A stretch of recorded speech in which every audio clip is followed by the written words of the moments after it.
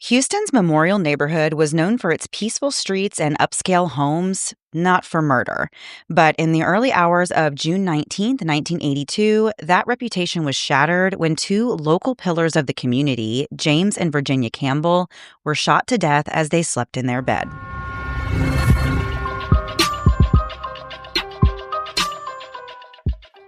Hey guys, and welcome to the Moms and Mysteries podcast, a true crime podcast featuring myself, Mandy, and my dear friend, Melissa. Hi, Melissa. Hi, Mandy. How are you? I'm hanging in there. I'm counting down the days. I know you are as well. School's almost over down here in Florida. And yeah, I'm just hanging on by a thread this week. We've got one more week to go and we're home free. How are you feeling about summer being finally here? I'm thrilled because there is something in saying like you two go play together or like you two do something together that takes some guilt off of me because my son is being homeschooled right now. So just having the two of them together, it's going to be fights, but I can say go outside. Yes. Just ride your bikes around. Right. Do something, but like I don't have to be responsible for anyone's entertainment to a degree. Yeah. So I'm romanticizing this 100%, but also we don't have to just like be in a rush in the mornings to go somewhere. So let's just take that. I'll take that. That's my favorite part. I feel like just less back and forth, less driving around. You know, I'm always, I feel like just that's always I guess that's my old lady complaint all the time. I'm like, I don't want to do all this driving around, but that's literally always what I'm saying. I get it though. I get it. Yeah, even like just it's literally just school drop off and pick up. It's not that serious, but you know, I get it. It just breaks up the day so much, you know. So I always look forward to having a little break from doing all that. And I know the kids are obviously they always love the summer, but and I'm sure in 2 months I will be saying, I can't wait for them to go back. But for right now, I'm super excited that we're down to the last days of school. And yeah, I'm just looking forward to summertime. So I'm feeling great this week. Me too. And we're finishing 10th grade here and 5th grade. And what are you guys finishing? We are finishing 9th and 6th grade. So we have made it through our first year. Oh my gosh. And our first year in middle school, and super proud to say, actually super proud of my high schooler, 9th grade. He's just about to finish this year with straight A's. So that's amazing. Nailed it. And yeah, super proud of him. Very excited for him. And he's excited for himself. You know, that's always a big accomplishment. Middle school is just tough. My other ones, he does great in school. He's very smart, but gosh, 6th grade is a tough grade. So I'm glad that it's over. Yeah. If your kids are going into middle school, go ahead and know that because I had somebody luckily say that to me when my daughter started middle school. She's like 6th grade's the worst. And then 7th grade, it gets a little better. 8th grade, it's better. 9th grade, it kind of starts again, you know, when they're going into high school, but was saying how bad 6th grade was. So I'm holding on for myself, for my son this year, but I'm glad that your son made it through. Yes. And you made it through relatively unscathed. For the most part, yes. All right, so we'll get into the story this week. This one is really interesting. There's kind of a crazy twist towards the middle that you won't be expecting. So James and Virginia Campbell were wealthy and respected, and according to those who knew them, they were deeply devoted to their family. James was born on June 16th, 1927 in Cross Plains, Texas, and he was the 9th out of 10 children, which always makes me pause for a moment. I'm like, the poor mother of 10 children. The uterus on this lady. Yes, poor honestly. Thing. And to make things even more challenging, all of these kids were raised during the Great Depression. James's mother was a homemaker, and his father was a pharmacist who was 25 years older than his wife. By the time James was 19, he had made his way to Houston, and he was on a fast track to success. After graduating from the University of Texas, he married his college sweetheart, Virginia, in 1949. Friends described them as a happy, loving couple who built their lives and their law practice together. James would grow to become a highly successful personal injury attorney. James and Virginia had 4 daughters named Michelle, Betty, Cindy, and Jamie, and they were raised in a lavish neighborhood in the Memorial area. Their mansion included a library full of James's law books, and they even had a soda fountain in the garage for the neighborhood kids. Okay, that's how I knew they were bougie. Whenever I heard about this, a soda fountain in a garage? You're there, right? You're like, do they have Diet Coke? You're my new best friend. Put this in a white van and I'm going to be kidnapped. I'm just absolutely going for it. This is amazing. Yeah. So the family lived a very comfortable and cushy lifestyle. Some might even say extravagant. I would say extravagant with a soda fountain in your garage for the neighborhood kids. Amazing. Yes. Mm-hmm. Virginia, the wife, managed the law office while James handled the courtroom. A family friend once said that Virginia was his secretary. She was his paralegal, and she was real smart. This friend said, quote, "She had some really good diamonds on her. Big rocks. Big rocks." Which... I'm sorry, what size were they? They must have been big rocks. By the 1960s, the Campbells had really solidified their place in Houston's elite circles. But behind the doors of their 6-bedroom home, one of the couple's daughters was really struggling. Cindy had always been the one that never quite seemed to fit in. While the other 3 girls were very close-knit, Cindy always felt like the black sheep. A childhood friend named Vicki Miller said that Cindy believed her sisters hated her, and she even thought her younger sister was a spy. For who? I'm not quite sure. I was going to say, like a spy to tell your parents right. Everything that's going on, or like a Russian spy? Right. No clue. No context. Cindy was very critical of herself, despite being a very gifted artist. When she was 17, she ran away to Colorado, where she ended up meeting Michael Charles Ray. The 2 of them hitchhiked on the East Coast, and during that time, Cindy got pregnant. She and Michael got married in 1973, and a few years later, they moved back to Houston, and Cindy eventually gave birth to her second son. However, Cindy's main motivation for moving back to Houston in the first place was because she didn't want to be married anymore, and she knew that she would have more help raising her kids if she was living near her parents. In 1976, Cindy asked her dad to help with her divorce. James handled everything and secured full custody of the children for her, but according to a family friend, she just didn't really need child support because, quote, she had a rich daddy. Cindy lived rent-free in an apartment that her parents owned. She attended college briefly, which is where she met David Duval West. This was a loud and confident former Marine with a cocky attitude and kind of an unexplainable charm. Cindy quickly moved in with him and told her friends that for the first time, she finally felt loved. By this time, her parents, James and Virginia, were considering retirement, but Cindy wasn't working or going to school, and they were supporting her financially. By 1979, they had even been awarded custody of Cindy's 2 sons. But after practicing law for 40 years, they were ready to slow down and enjoy their remaining years, and instead, they were murdered in their own bed. Just before 10 p.m. on June 18th, 1982, Cindy showed up at her parents' house on Memorial Drive to borrow money. Virginia went upstairs to go grab the money. Hours later, at around 4:40 a.m. on June 19th, the family's housekeeper, Maria, was jolted awake by a strange noise. But when she looked towards the Campbell's bedroom window, she didn't see anything unusual, so she went back to bed. 5 minutes later, the 2 little boys, who were 7 and 8 years old at the time, were banging on her door saying something was wrong. The kids told Maria that their grandparents, quote, had red on them, which makes me so sad. That's like such a small kid way of describing what's going on. Heartbreaking. So Maria called 911, and then she tried calling Cindy, but Cindy didn't answer. So Maria called James's brother, JW, who headed over immediately. In the primary bedroom, police found 55-year-old James and 55-year-old Virginia in bed. Both of them had been shot 3 times, twice in the head and once in the chest. This was actually the first time anyone could remember a murder happening in this Memorial neighborhood. And it didn't take long for the police to realize that this wasn't just a random home invasion. Whoever had killed James and Virginia had come there with the purpose of doing exactly that. The first interviews happened hours after the murders, beginning with the housekeeper, Maria Gonzalez. She had discovered the scene after being woken up by James and Virginia's grandsons. When officers spoke with the boys, the older one immediately said, "I have the right to remain silent," which would seem chilling. But then again, these kids were raised in a home where legal rights were deeply understood. Neither of the boys was willing to open up to the officers, so the police had to call in relatives to get more of the story. Eventually, though, the boys did share what they remembered. which was that they were sleeping in their sleeping bags at the foot of James and Virginia's bed, which was something they did every Friday night. And that's when they heard shots ring out.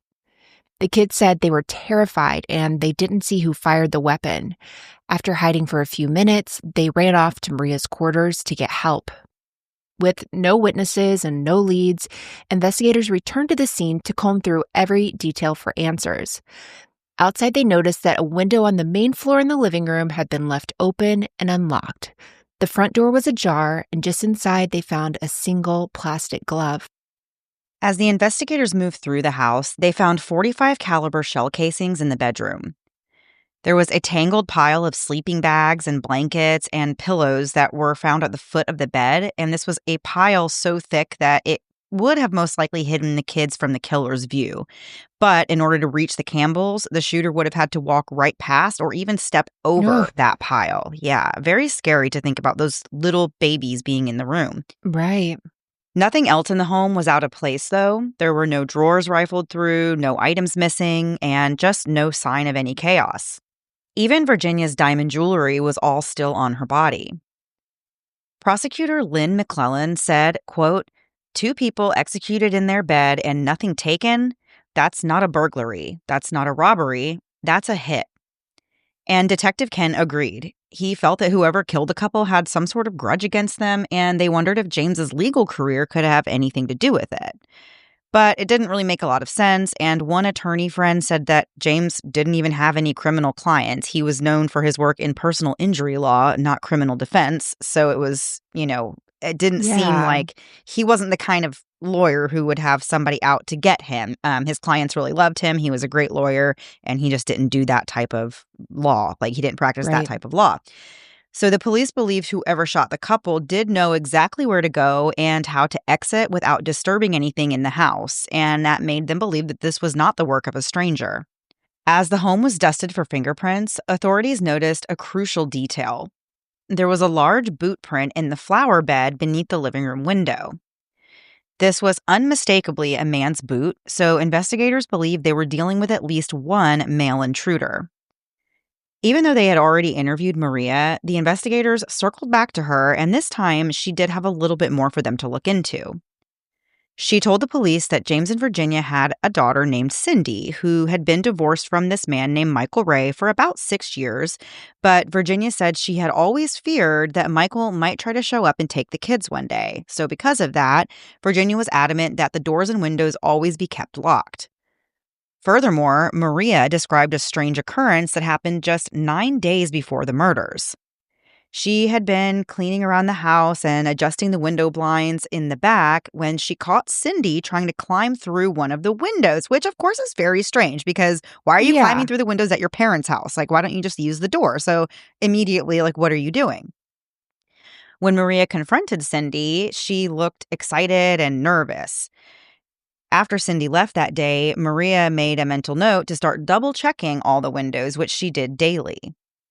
On the night of the murders, Maria had done exactly that. She personally saw to it that every window downstairs was locked before she went to bed. But she said that just before the shots were fired, she distinctly remembered hearing the sound of a window being pushed open. And it sounded like it was that same window that she had seen Cindy trying to sneak through over a week earlier. To add to the growing suspicion, Maria mentioned that she'd been finding empty beer cans and cigarette butts in the garden recently, and it seemed like someone may have been stalking the house. Investigators decided that it was time to speak to the Campbell daughters, hoping that they may have more insight into Michael Ray or any potentially disgruntled clients of their dad's or just anyone who might have had a motive to kill their parents. By the next morning, 3 of the daughters showed up to the station. The only one missing was Cindy, which immediately struck the investigators as being odd since she was actually the only sister who still lived in Houston and would have been able to get there quickly. Eventually, Cindy and her boyfriend David walked in, and police separated them to interview them separately. Cindy confirmed that her ex-husband, Michael Ray, did have a violent past that included a robbery conviction in Kansas, but she said she hadn't spoken to him recently and didn't know where he was. Cindy and her current boyfriend, David, gave matching stories. They had gone to a party that night, they returned to their apartment, and then they left around 3 a.m. to attend another party, which Sounds exhausting.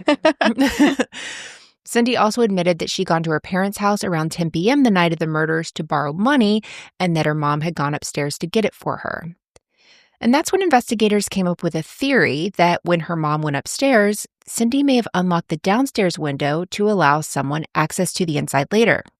But Cindy insisted that she was with David all night. Investigators needed to verify everyone's alibis, and since Cindy and David were the only ones who lived locally, their story would be under scrutiny first. Meanwhile, on June 22, 1982, James and Virginia were laid to rest. Their funeral was attended by family, friends, and even some of the investigators working the case. It was noticed that all 4 of the Campbell daughters were late to the funeral, and it was later learned that just before the service began, Cindy's 3 sisters had walked in on her rummaging through their mother's belongings, and when they asked her what she was doing, she responded that she was looking for Virginia's diamonds. Alarm bells went off, not just for the sisters, but also for the investigators. Cindy's sister Michelle was brought in for questioning, and she explained that Cindy had been very eager to get her hands on her inheritance, and she had already been aggressively filing legal paperwork to claim her share of what she believed was a $2 million estate. But the truth ended up being disappointing for her. Most of their parents' wealth was actually tied up in property and not cash. And we still have so much more to get into after a quick break to hear a word from this week's sponsors. Lately, everything feels so crazy. It's the end of the school year. We're working our butts off to get everything done.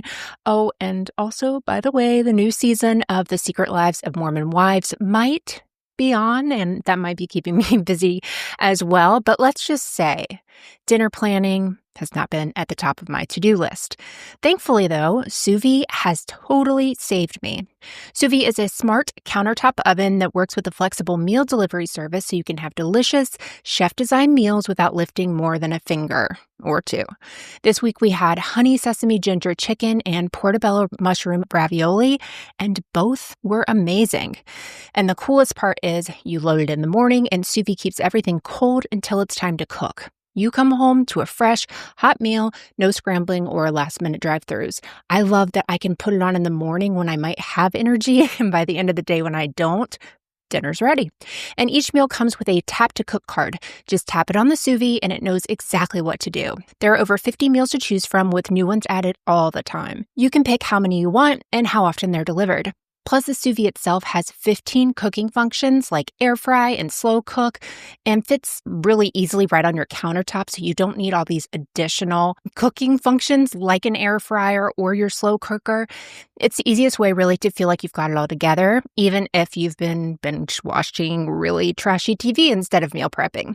There's even a 100-day risk-free trial, so go ahead and try it. Go to sousvide.com/moms to get 16 free meals when you order. That's Souvie, SUVIE.com/moms, that's moms with an S, to get 16 free meals with your risk-free trial. The older I get, the pickier I get when it comes to what I find comfortable. And the most important part of picking a comfortable outfit starts with picking a comfortable bra. I used to be that girl who just couldn't wait to get home and change into something a little less restricting, but Honeylove has me questioning everything I thought I knew. How can a bra be this supportive and this comfortable? And without any underwire? Count me in. Imagine reaching for a bra and pulling out one you actually want to wear. Sounds like crazy talk, right? But Honeylove's crossover bra really is my absolute go-to. It gives me lift and support without digging into my skin, and somehow, if you can actually believe this, I forget I'm even wearing it. That's how soft the fabric is. Whether I'm recording the podcast, running errands, or heading out for a night with friends, Honeylove has become part of my daily uniform.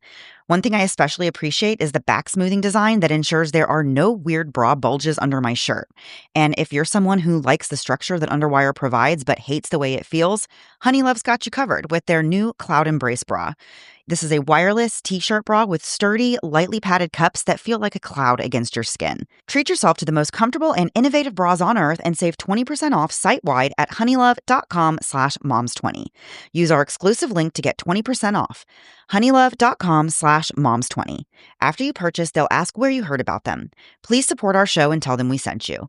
Experience the new standard in bras with Honeylove. And now back to the episode.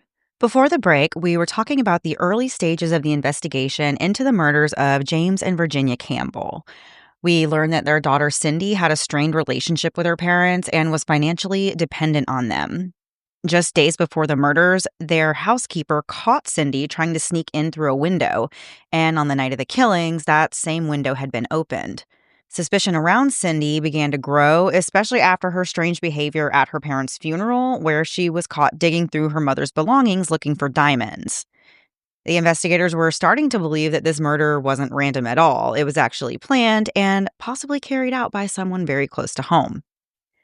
Cindy's sister Michelle told the police that Cindy's behavior was no surprise to her and that she had always had a strained relationship with their parents. Michelle said that Cindy was always wanting something, despite the fact that their parents had already given her so much, including a free apartment, money, childcare, and tuition for college classes that she didn't even finish. But James apparently started to draw the line, and he was demanding that Cindy grow up and get a job and support herself. Now, the authorities believe that the motive for the murders was money and that Cindy was really at the center of it all. They just needed the evidence to prove it. Unfortunately, when the lab results did come in, it was just another dead end. There were no fingerprints found on the windowsill and nothing found that directly linked Cindy to the crime scene. Then, an unexpected twist came when Cindy's youngest sister, Jamie, came forward with a story that stunned the investigators. Nearly 2 years earlier, Cindy had made a really disturbing comment after having a heated argument with their parents, and she said, "We'd be better off without Daddy." And she went on to say that if their dad was dead, they could all have whatever they wanted. And that really wasn't even all. Cindy then went on to describe exactly how she would stage the murder. She said that she would wear gloves, maybe a ski mask, and heavy boots. She would also leave cigarette butts near a window to make it look like a man had done it. So, of course, this is extremely shocking information considering that the actual evidence at the scene lined up very closely with this story. But still, there were questions like, why did Jamie wait so long to come forward with this? And was it truly a confession that Cindy had made? Or was this just another byproduct of, the tense sibling rivalry that these girls had? Well, that's a very detailed, even if you were just saying you were going to do something like out of being upset, I guess, that's a lot of details to go into. Like that makes me, I'm not calling the sister a liar, but it just seems like, wow, that is all of those details at once. That's a lot. Yeah, no, I agree. It would just be an interesting, you would have to, of course, dig into it, but it is definitely interesting because I could see it going either way, that, Right. It's either a real thing that Cindy said or her sister's just like, oh yeah, she said this stuff. Who knows? She's not getting the diamonds. Right, exactly. So they called Cindy back in, but this time she refused to speak to them and instead she hired an attorney. Of course, it is well within her right to hire a lawyer, but that decision did raise some eyebrows because the police wondered why she would need one. They're just there trying to sort out what happened to her parents, and she immediately hires a lawyer. It does raise some red flags. So investigators continued trying to track down Michael Ray, and finally they were successful. So Michael is Cindy's ex-husband, who is also the father of her 2 sons. So Michael tells them that he's in Colorado when these murders occurred, and investigators were able to confirm his alibi and mark him off the suspect list. And at that point, the only name that remained on the list was Cindy Campbell Ray, and the case against her was building. However, nearly 2 years passed, and they were unable to drum up any hard evidence that would allow any charges to stick. In the spring of 1984, prosecutors tried anyway and charged Cindy with the murders of her parents, but their case quickly unraveled and the charges were dropped for lack of evidence. By late that year, the Campbell's estate, which was estimated at around $2 million, was finally about to be settled. At that point, though, Cindy had already collected about $58,000 and received a 4-plex apartment building, and her 3 sisters really were just fed up and they had had enough. Like, she's already made claims on the, estate. No one else has. And they're trying to tell the authorities that this is very suspicious, but the authorities weren't really doing a whole lot. So the sisters decided to take matters into their own hands, and they hired a private investigator named Clyde Wilson to look into things. So Clyde was a really well-known guy in the private investigating world. He ran a larger scale operation. It's not just him and one guy sitting in a white van outside your house or whatever. With binoculars. Right, yeah. exactly. This was a bigger thing than that. He had 16 staff members, and his whole practice just had a very good reputation for getting results. After months of work, his team landed on the same theory as the police, and that was that Cindy was behind the murders. But just like law enforcement had struggled to find that crucial missing, piece of evidence, so did Clyde's team. And that's when one of Clyde's investigators had this really bold idea to send someone undercover to get close to Cindy's ex-boyfriend, David West. And that is where Kim Paris enters the picture. And your comments earlier about how things take a big twist. Yes. Enter twist. So Kim was 23 years old, and she had been newly hired at Clyde's agency. She didn't exactly have the resume of a seasoned operative. Kim was a former high school cheerleader, a go-go dancer, and a Navy flight controller who was honorably discharged in 1983. From there, she actually moved to Houston with her sister, who was a runaway, and a friend. The goal was to find a job as a civilian flight controller, but when that fell through, she ended up working at Clyde's agency. She had only been there for 2 months before Clyde took on the Campbell's case. Despite her lack of experience, Kim's striking looks made her perfect for the job. She had dark hair, blue eyes, and a confident charm. Clyde had his doubts about the whole idea, but he agreed to let Kim try. And she was thrilled about this opportunity, but her mom wasn't quite sure she was right for this job. When Kim told her mom about this undercover assignment, her mom sarcastically said, quote, "Yeah, sure, and I'm Cleopatra, and your father is Superman," end quote. To get started, Kim met with Denise Mosley, who was one of the agency's top investigators and their resident expert on David West. Denise described David, who was now 28 years old. She said he was a delivery driver for a blueprint company who saw himself as a survivalist. He lifted weights daily, collected guns, and read Soldier of Fortune magazine. David was also single, as his relationship with Cindy had since ended. He lived in Houston's Montrose district, which People magazine described as a part of town where gentrified homes butted up against strip joints and bars, and where artists and weirdos breathed the same air. And that was a quote. From People magazine, no less, which I was surprised by. I like artists and weirdos. That's right. An interesting way to say it. Yeah, that sounds like Austin. Never been there, but that sounds like what I hear about Austin. So Kim created her undercover identity. She would present herself as a punk rocker. Think pink spiky hair, leotards, fishnet stockings, and spiked heels. Her alias was to be Teresa Neal, which was the same name that Agatha Christie used when she mysteriously disappeared in 1926. Interesting choice. Totally. And Kim's whole getup, this sounds like season 2 of Rock of Love on VH1 with Bret Michaels. It sounds like any of their contestants. I have the perfect visual now. Right? Comes right in your head. Yeah. And so the plan was simple. Kim would knock on David's door and ask for someone named Charlie. Of course, this Charlie doesn't exist. It feels like nowadays how we get text messages. How often do you get a text message that says like, "Hey, is this whoever?" Or "What are you doing later?" And you're like, "I don't know you. This is a scam. Please stop doing this." But back in the 80s, things were different. So when David or his roommate says, Charlie doesn't live here, then Kim would ask to use the phone. So that was like her whole idea to get in the door. Also something that would only happen in 1980 something, because now, like if someone knocked on my door and I said you have the wrong house, like you're absolutely not coming inside my house. No, I would be saying it from the Ring doorbell. Right. Like I'm in another room. I didn't even open the door for you. So there's no way this would work. But once inside, the idea was she'd start chatting with them, and if things go well, they'd end up going on a date. And from there, the goal was to get close and to get him talking. I can't imagine setting up a fake date and the confidence you have to be like, well, I'll just go there and he'll ask me out and this will be it. That's not Melissa in the 80s. In the 2020s, that would never be a thing people would believe could happen if they sent me to somebody's door.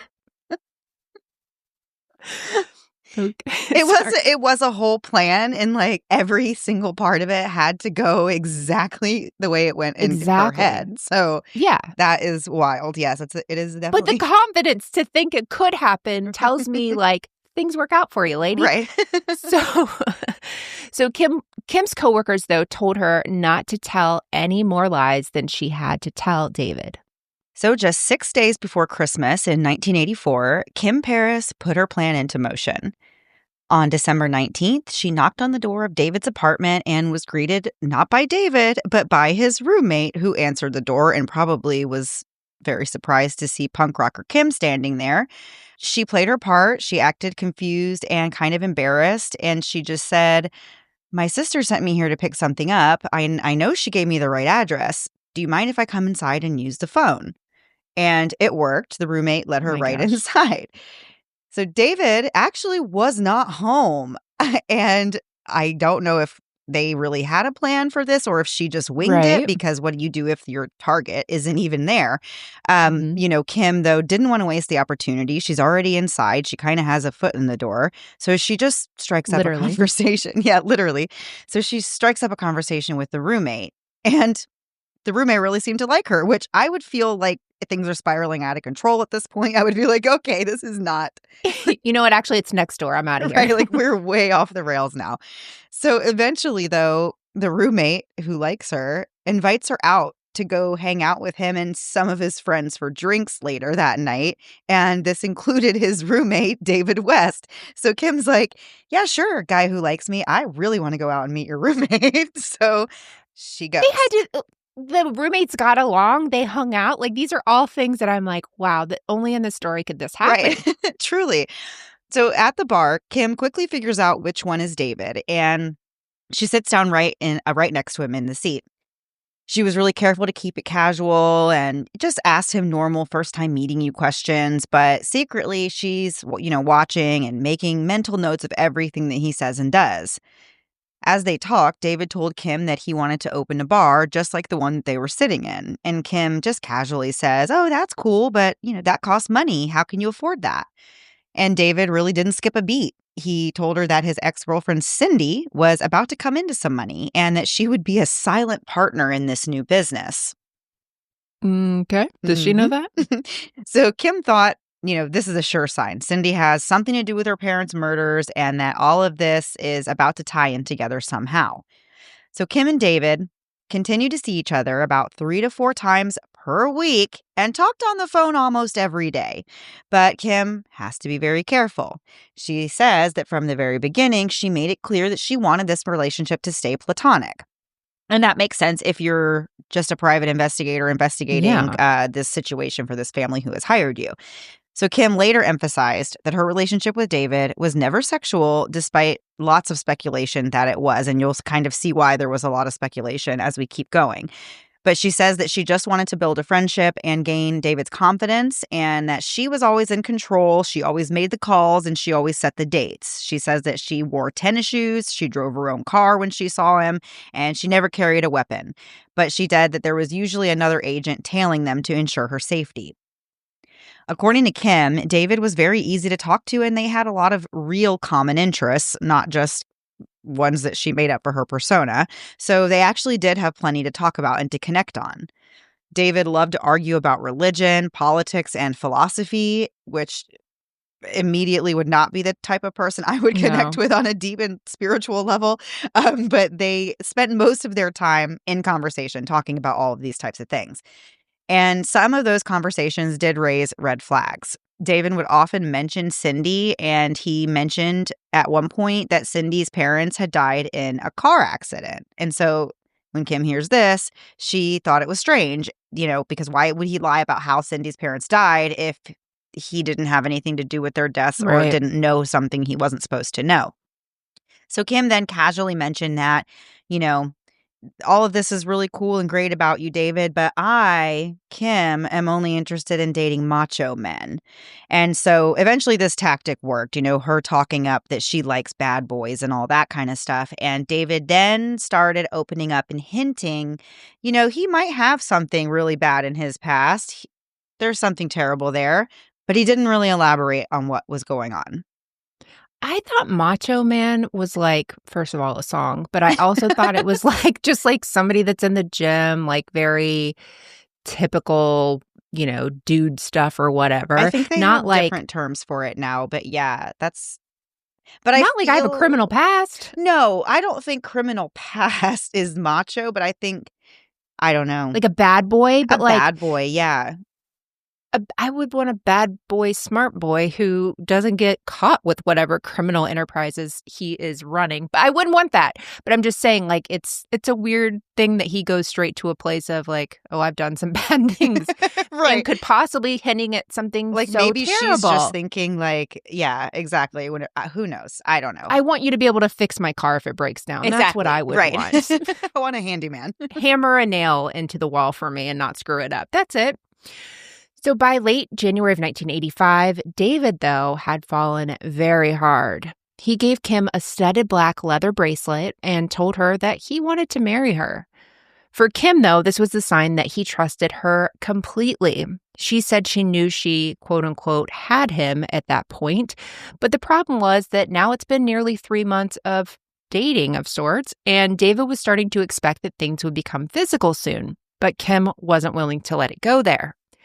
So Kim went to her boss, Clyde, and bluntly stated that she wasn't going to sleep with this guy. Clyde arranged a meeting with his friend, Houston Police Sergeant J.C. Mosier, who suggested that Kim wear a wire. And Kim agreed to this without hesitation. On February 20th, 1985, Kim slipped a small transmitter into her purse and went to dinner with David. Detectives parked nearby in an unmarked van and listened to the conversation in real time. After dinner, they drove back to David's place and sat in the driveway talking. And Kim knew that the moment had come. She had to bring this whole thing to some sort of a conclusion. Kim looked at David and told him that if he didn't tell her what he was hiding, she was leaving. So David paused for a moment, and then he looked at Kim and he told her everything. He said, quote, "Look at me. I killed both of Cindy's parents. There. Now do you know I trust you?" And Kim was stunned because even though all of Kim's ideas have come to fruition, I believe this would be the one that you'd be like, wow, I didn't know we'd actually get here. Right. So she never thought for a moment that David was the one that actually did this. She thought, like everyone was, that Cindy's the one that did this. She said, though, that she didn't want to know more, but David kept talking. So David described the night of the murders, saying that he and Cindy drove to her parents' house, and once they were inside, he made her come upstairs with him to the bedroom where he shot James and Virginia to death. He said it was, quote, just a simple execution. She wanted him dead. I did it. And then David looked at Kim and said, "You now have my life in your hands." And Kim calmly told him to go upstairs, get some sleep, and that she'd call him in the morning. Kim drove off into the night, but she said she didn't get very far before she pulled over, ran into a nearby yard, and threw up. The detectives were already waiting for her when she got home, and they were just as shocked as she was. Up until that point, everyone believed that Cindy had pulled the trigger, but now they knew the truth. And if they wanted to hold Cindy accountable, they needed more. Another wire. One more conversation. Of course, at this point, Kim doesn't want to do it. She said she couldn't really explain it, but at this point, she doesn't want to hurt David. She said he seemed so fragile. And so the detectives were like, not on our watch. And they gave her a manila envelope that had roughly a dozen photos of a gruesome crime scene that were inside. And when Kim saw these photos, that really changed everything for her. She said she was ready to go back in. So the very next day, a grand jury handed down an indictment for the double murder, but their job wasn't finished yet. That same day, the plan was for Kim to have dinner with David again, and the goal was to keep him talking. And after the meal, she would stop at a convenience store to buy cigarettes, and while she was inside, the police would come and arrest David. At dinner, David opened up even more. It was kind of like he'd been waiting for someone to confess this to. He told Kim that Cindy had begged him to kill her parents. She allegedly claimed that she had been neglected and that her dad physically and sexually abused her throughout her childhood, and that abuse had recently started again. David said he felt like he had to save her. He said that Cindy offered him money to kill her parents, but he turned it down. He explained that Cindy had unlocked a downstairs window ahead of time so they could sneak in quietly. She wore oversized boots, a raincoat, and a hat, intentionally to look like a man. Before entering the house, she stomped deliberately in the flower bed outside to leave boot prints as a decoy. Once inside, they went upstairs. Cindy opened the bedroom door and turned the light on as David stepped inside, and they were careful not to step on the kids that were sleeping in the pile of blankets on the floor. Oh my gosh. It makes me so mad that they saw the Yep. kids there and still decided to go through with this. Like, this is absolutely insane. Well, and Cindy probably knew this was like a regular Friday night occurrence for the kids. When kids have things like this, they just tell you all these things. Right. So I feel like she knew that this was definitely possible to run into. Right, for sure. So Cindy backed out of the room and David raised the gun and opened fire, shooting each of the victims 3 times. David said that Cindy started to come unhinged after the murder and he worried that she might tell someone what had happened. He said that he actually considered killing Cindy too, but then he decided against it. Then, in a chilling twist, David lifted his pant leg and he revealed that he had a gun strapped to his leg at that moment. He said to Kim, "I'll never be taken alive." Kim stayed calm, and minutes later, after they left, she pulled into a convenience store as planned and went inside to buy cigarettes. When Kim walked back out, David was surrounded by police. She stood next to the investigators as they made the arrest. Kim said she vividly remembered the moment that David realized she was part of this long-running investigation against him. She said she could see it just come over his face, and she knew that she had to look him in the eye and own it, because, of course, her first instinct was to look down and not look at him. Right. But she felt like she really had to be like, no, yeah, for the last 3 months, I've been, like, spying on you, basically. Which, gosh, that's why I could not be a private investigator, because that would be really tough. One of many reasons I couldn't do it. Yeah. And as we said, Kim had spent months infiltrating David's life and his mind and his trust, and that all took a toll on her as well. She later told the Washington Post that the whole thing was very emotional for her, which I imagine that it was. She said, "You can't be involved with someone for 2.5 months under the circumstances that I was without there being real ties." Sergeant Mosier later praised Kim and said that she did an excellent job. And we have so much more to get into after a quick break to hear a word from this week's sponsors. This message is sponsored by Greenlight. Okay, let's be honest. Most of us didn't get the best financial education growing up. I think my parents' version of a money lesson was something like, money doesn't grow on trees, or don't spend it all in one place, which is great, but not super helpful. Now that I'm raising a teenager and a preteen, those money conversations are coming up more and more. And just trying to explain that money is not an unlimited resource doesn't always sink in, which is why I'm absolutely obsessed with Greenlight. I wish I had something like this when I was their age. Greenlight is a debit card and money app made just for families. It helps kids learn how to save, invest, and spend wisely. You can send money right to your child's wallet, track their spending, and even set up chores to teach them the value of earning. It's such a smart and convenient way to give kids money skills that will stick with them for life. Start your risk-free Greenlight trial today at greenlight.com/moms. That's greenlight.com/moms to get started. Greenlight.com/moms. So, at what point are we not allowed to call ourselves postpartum anymore? Because my kids are definitely past the baby stage, and yet I still feel like I'm recovering. Pregnancy and postpartum are some of the most nutritionally demanding times in a woman's life, and I didn't realize just how depleted I was until years later. That's why I was excited to try Needed's Omega-3. Their starter plan pairs the Omega-3 with a prenatal multivitamin that goes way beyond the bare minimum, because it's 2025 and women deserve better than outdated nutrient guidelines. These products are designed based on real data from thousands of women to give your body what it actually needs before, during, and after pregnancy, which is crucial when you consider that 95% of women in the perinatal stages have nutrient deficiencies.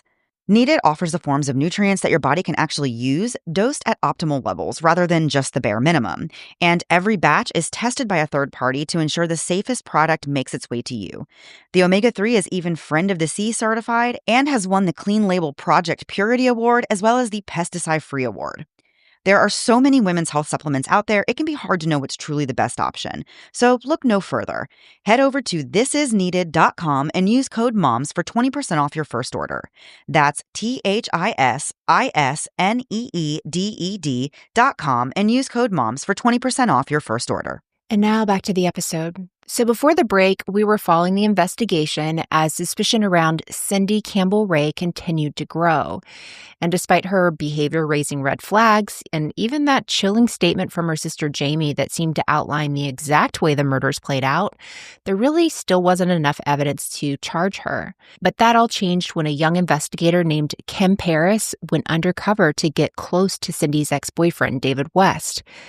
After months of carefully gaining his trust, Kim got David to confess to everything: how he carried out the murders, how Cindy helped plan them, and how she disguised herself that night to make it all look like a man's work.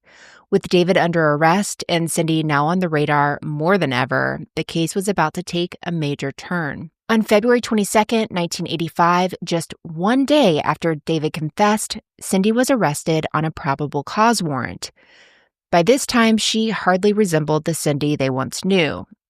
At this point, she's gained a significant amount of weight and appeared completely disheveled, as if she really stopped caring about herself entirely.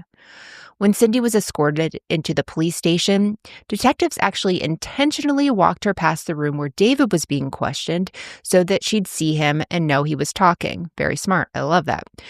Unfortunately, though, that didn't prompt Cindy to cooperate. Once she was inside the interrogation room, she remained silent.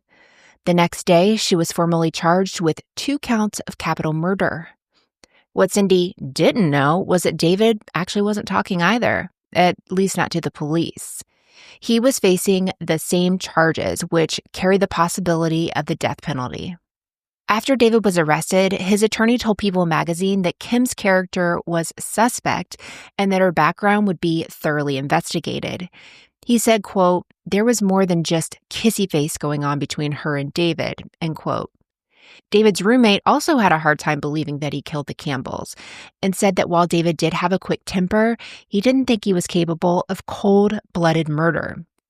Cindy's arrest sent shockwaves through her own family as well. Her 3 sisters, along with their uncle, who was raising Cindy's 2 sons, filed a civil lawsuit against her in an attempt to recover the 4-unit apartment building and the $58,000 cash she'd already received from the estate. Their attorney pointed out that the law prohibits Cindy from profiting off of her wrongdoing, but the lawsuit was later dropped in fear that it might interfere with the criminal case. But then, things stalled again. Less than a month after her arrest, Cindy was released from jail after a grand jury refused to indict her on capital murder charges. Prosecutors really weren't surprised by this. Texas law required more than just a confession from a co-defendant to charge someone as an accomplice. They needed evidence to corroborate it, which was something they didn't have. Months passed, but Cindy was eventually indicted in December of 1985, nearly 3 years after the murders. The charges were non-capital murder, conspiracy to commit murder, and solicitation of capital murder. The indictment was only for the death of Cindy's father, but the grand jury declined to indict her for the murder of her mother at that time. Prosecutors explained that they did not pursue the death penalty because they didn't feel that it was realistic since Cindy did not pull the trigger herself. The state agreed there was enough to take Cindy to trial, but whether that would be enough to secure a conviction remained to be seen. Meanwhile, David's trial was approaching, and the big question on everyone's mind was whether or not those recordings of his confession to Kim Paris would be allowed in court. For prosecutors, those recordings were literally everything, and without that evidence, their case was on shaky ground. That confession was their only direct line to the truth. Just before the trial was about to begin, the judge ruled that the tapes would be admissible. And David knew he was in serious trouble when he found out that the jury would get to hear them. So at that point, he folded, and he took a plea deal to avoid the death penalty and pleaded guilty to the non-capital murder of Virginia Campbell, and he was sentenced to life in prison with the possibility of parole after 20 years. But as with any deal that you ever take, there was a catch with this one. David had to agree to testify against Cindy at her trial, and after that trial was over, he would have to plead guilty to the murder of James Campbell as well and receive the same sentence that he received for Virginia. If David refused to cooperate or went back on his word, prosecutors had the right to reinstate capital murder charges against him, which would then put the death penalty back on the table. David signed the plea agreement and wrote, "I committed the above murder along with and with the aid of Cynthia Campbell Ray." On April 4th, 1986, Cindy was indicted on non-capital murder charges, this time for the death of her mother. On June 13th, jury selection began for Cindy's trial, but this was only the trial for the murder of her father. And that was because since the jury initially declined to indict her for her mother's death, the court ruled that trying her at that time, like right away for her mother's death, would violate her right to a speedy trial. That part was really confusing to me because I'm not really sure why they didn't just try them together, but they were only going to be trying her in her first trial for the death of her father. So they were relying almost entirely on David West, and they told the jury that Cindy had persuaded him to kill her parents and even offered money to do it. David took the stand as the state's star witness and testified for 6 days, where he described his relationship with Cindy, described how they planned the murders, and the night that everything unfolded. Testimony from multiple witnesses revealed that Cindy had told them different stories about being sexually abused, and the stories really didn't match. In some cases, the abuser was her father. In others, it was her mom. In some cases, she blamed the housekeeper. But there was no evidence that her parents had ever abused her. Prosecutors explained that Cindy's parents were cutting her off financially.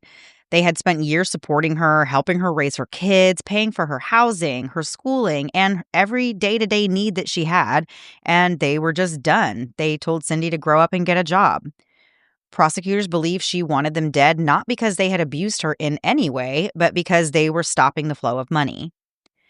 The defense presented their case, but unfortunately it wasn't enough to sway all 12 jurors, and after 3 days of deliberation, the jury was deadlocked 10-2, and the judge declared a mistrial.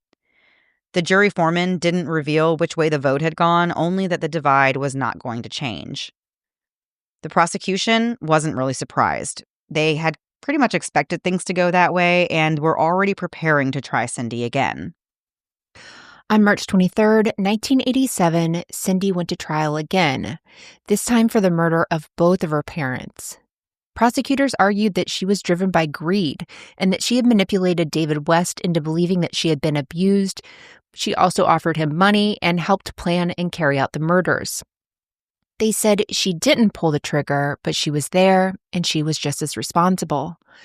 They reminded the jurors that Cindy had admitted to being at her parents' house around 10 p.m. on the night of the murders and that she was with David the entire night, and also they called Cindy a willing participant. They also pointed to her behavior afterwards. She showed no remorse and was the only daughter to receive a financial settlement from the estate.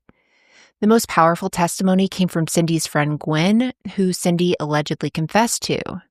Cindy said, quote, "I stood behind him with my children on the floor. I didn't look when he shot my father. I didn't look when he shot my mother," end quote. Cindy admitted that she dressed like a man that night so her children wouldn't recognize her, and that the entire plan had been her idea. The defense insisted that David was lying and that he acted alone and Cindy had no involvement. The jury also got to hear David's testimony and parts of his taped confession to Kim Paris. Finally, on April 14th, after just 2 hours of deliberating, the jury found Cindy guilty of murdering both of her parents with a deadly weapon. The jury had the option to acquit if they believed that Cindy acted under duress, but they didn't. Cindy's attorney told the Associated Press, quote, "She didn't say anything. She was devastated. All I did was hold her for a while," end quote.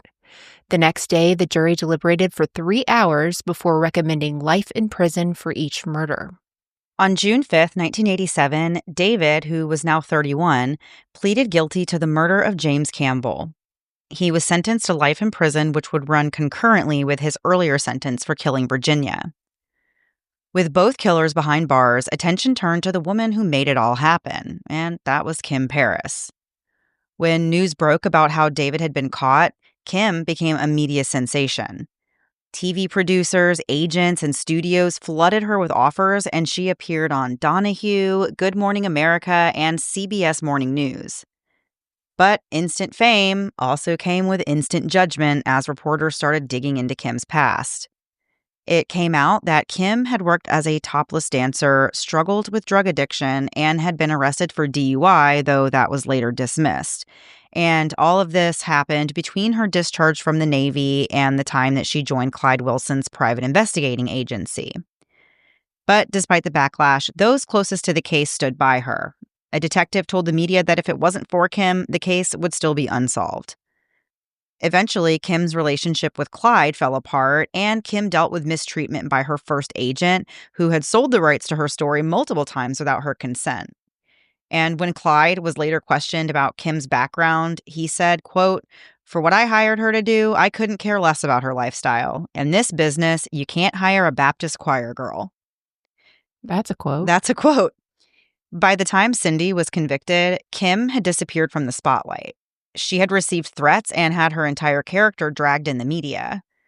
She returned to her hometown of St. Louis and stepped away from investigative work for a while and instead worked as a manicurist in a department store, which is quite the career change. Right. Kim got married and had a son and eventually found her way back into the field, working for a local investigator while she went back to school. She also helped bring her own story to TV. In 1990, Love and Lies aired. It was a dramatization of the Campbell case from Kim's point of view. But the attention didn't end there. Kim sold the rights to 2 books about the case. One was Cold Kill by Jack Olson, and the other involved Clifford Irving, who was already infamous for literary fraud.